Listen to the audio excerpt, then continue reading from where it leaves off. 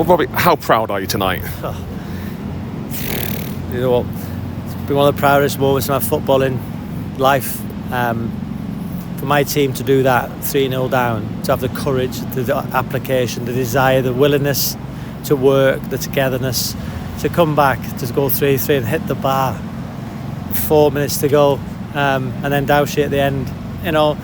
And again, he's in tears when he's walking off, and I give him, you know, Luton fans give him a round of applause, you know, clapping us off as a team, because they know, and that's all I ask of my team. I love them, I love working with them, and we were magnificent.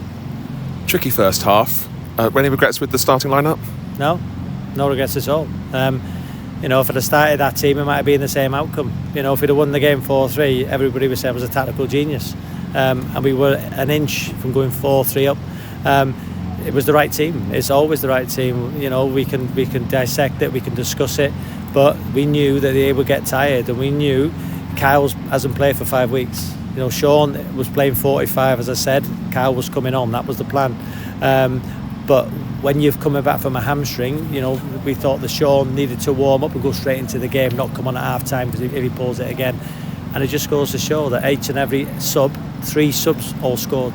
And again, we make the right decisions, and I'm so proud of him. But it would have been one of the greatest cup ties in the history of the game, to go hit the bar, to go 4-3. We were brilliant. And just the passion, the belief that you must be, again, so just it's proud is the word, isn't it? Yeah, to have a little go at my half time in a constructive way. Not good enough. You represent me and my football club, and Dale and all the staff and all the volunteers and all the fans, you know, you in the media. And at 3-0 you're thinking, but we've come out, and I think we've put on a show for everybody, and probably one of the best cup ties it's been for a while. And yeah, it was nearly so close, but we walk away, get on the bus, dust ourselves down, they'll have the weekend off, and we go again against Aldershot. I guess the frustration, we've talked about a few games in the league, individual areas, obviously you're frustrated with that yet again. The big one for me is, you know, I rarely criticise referees because it's such a hard job. I've got a yellow card for applauding. You know, it's 3 now, so I think I might miss Aldershot.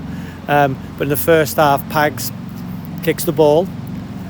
I think it was Gilly in an offside position. The ball's travelled 50 yards. The centre half has jumped unopposed. Wind flicks it on. So that, for me, the ball's travelled 50 yards, and the referee's saying to me it was a deflection. Well, the ball travels 50 yards. The centre half jumps, intensely goes to head it, flicks off his head. Gilly's in. The assistant flags. And I've just spoke to him there, and he said, well, it was a deflection and it was the weather. And in all my years, you know, I've got to say, I thought it was a poor decision. You know, the letter of the law says when somebody intentionally plays it, it wasn't a deflection. The ball's travelled 50 yards, and a centre half at League One level, unopposed, tries to head it, flicks it on, Gilly's in, flag goes up. Come on. The amount of positives from that second half is fantastic to take into the league. Yeah, it is. It is, and I thought the fans were good tonight. There was, you know, they were laughing and jumping behind. Love that. That's what I am. You know, I don't mind that. It was good humour, good banter, but the emotion there at the end. You know, I got a bit emotional with my team because they give me everything. You know, when I'm seeing lads upset, you know, they don't mean to miss chances. The one at the end. You know, Pags doesn't mean to make a mistake in the beginning, but they'll learn from it, and that will be massive for us now, because I know I've got a young group who are all together with me. How was that? You mentioned about Aidan Douch. He was fantastic, wasn't he, beforehand? But the emotion, I guess that's what a player who's his first. I know he's played the National League Cup. It's his first time actually in a competitive fixture, really competitive fixture. To show the emotion straight away, it's hard for him. Well, people have bought into what we're doing. You know, his footwork was amazing. You know, and again, I've had to leave Doige out the squad tonight because I wanted to see Aidan Douch as a 9. But wow, what a performance! You know, holding the ball up, his energy, his footwork, getting a goal. You know, and he'll be going home tonight thinking, wow, what a chance I missed. But I'm saying to him, you've not played for 16 weeks. You've scored on the TV. You're fit. You've got a great family.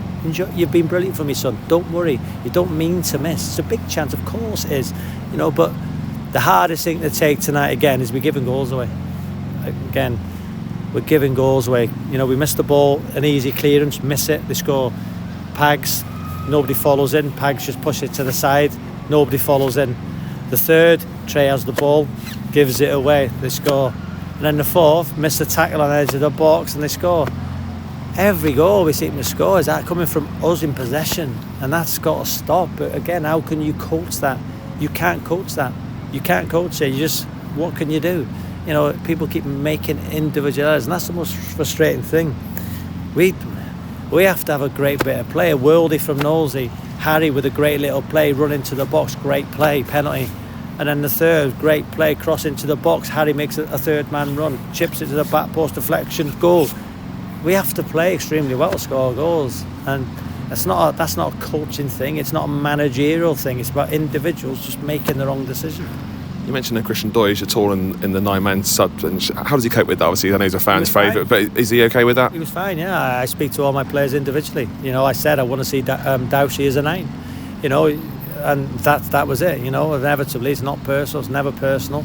I have to make big decisions, even harder decision now next week, when 2 of those on the bench have to be left out also. So 4 players have to miss out if everybody's fit, which I think they will be. So 4 players have to miss out all the shot, which is going to be a tough decision, because Balagizi was good when he come on. Finally, we said about the fans and just all around the whole squad and the setup, it just feels like it's a weird blend of dejection but positivity and fineness. It's about re-galvanising yourself to now we can say that ubiquitous phase of focusing on the league. The fans were immense. You know, for them to sing at 3-0 down, and that emotion they've gone through, and they've got a football club, they've got their football club. Dale's got a football club he can be proud of. He's got smiles on people's faces, and we've just shown everybody watching, even in defeat, that a young group is fighting for each other, and we're proud of them, and I'm so proud of them. Robbie, thank you very much. Well done tonight. Thanks.